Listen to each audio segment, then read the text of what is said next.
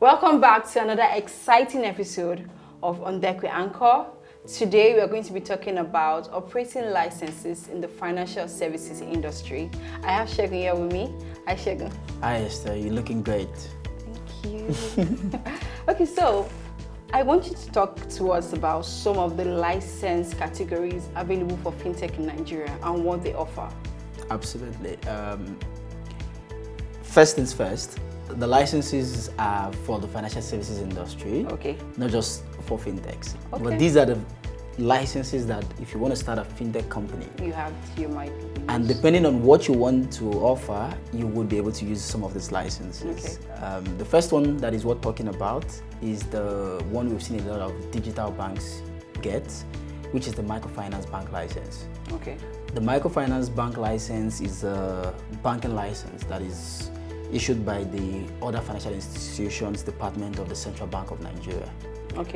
It allows you to issue accounts, old deposits. Like a regular account? Yeah, a regular account actually, similar to the one you would have with a commercial bank. Yes. It allows you to hold deposits, it allows you to give credit, it allows you to take in like savings, long-term savings. So it actually allows you to do almost everything you can do with the bank. What's the difference? The major difference is, well, for me, there's the first part of you can only have one branch or branches in one state or branches in specific areas nationally. So that's one. The second part of it is that you can do FX.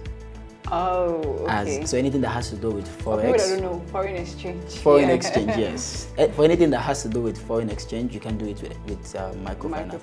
And also the credit part of it is microcredit. So you can do certain volumes, you can do corporate loans, you can do project finance. Individual. Exactly. The idea is micro. You are supposed to bank people in micro communities. So that is the idea. But it is a way for most digital banks or fintechs. You don't need physical branches. You're digital. And most of the fintechs are also retail. So with a microfinance bank, you can offer banking, but at the retail level, and even some SME banking, but not at the corporate level. So there's still a lot of the things that you need to put in place for you to be able to get this license and all of that, but we don't have as much time. But that's one category, and that's the one that gives you the broadest spread within the banking side of fintech. If we leave that and we go to the payment side of fintech, there are a couple of licenses, but the two that I would mention that are the most encompassing ones are the PSSP license. What does that mean? That's the payment system service provider license. So PSSP, and the switching license. These two licenses are similar, but they are quite different as well. So the PSSP license would allow you to do majorly merchant aggregation, merchant acquiring, and have a payment gateway. So a lot of companies, when you go online and you're able to put your card to process payment, those are mostly payment gateways. So they are PSSPs. But then there's the switch. The switch can do everything a PSSP can do and more. So the switch, a PSSP actually needs a switch to switch some of the transactions that they process. Switches are the ones that can actually connect to the different banks. They operate similar to, I think we had an edition on NIBS. So the switches actually are like NIBS. The only difference is that NIBS is national. Is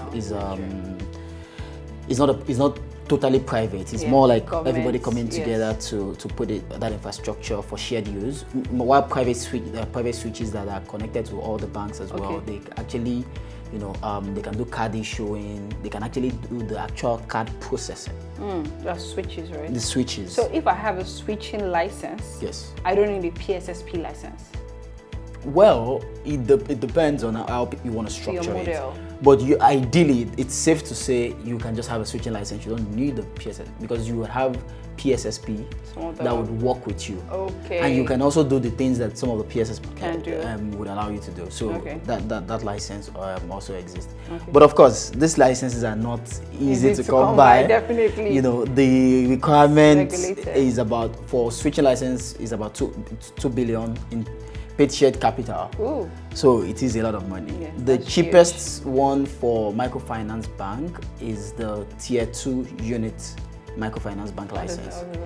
So what that means is that unit means you can only have one branch, and tier 2 means that that branch has to be situated in a very rural area specifically. Oh. Exactly. And your minimum share capital for that is 50 million.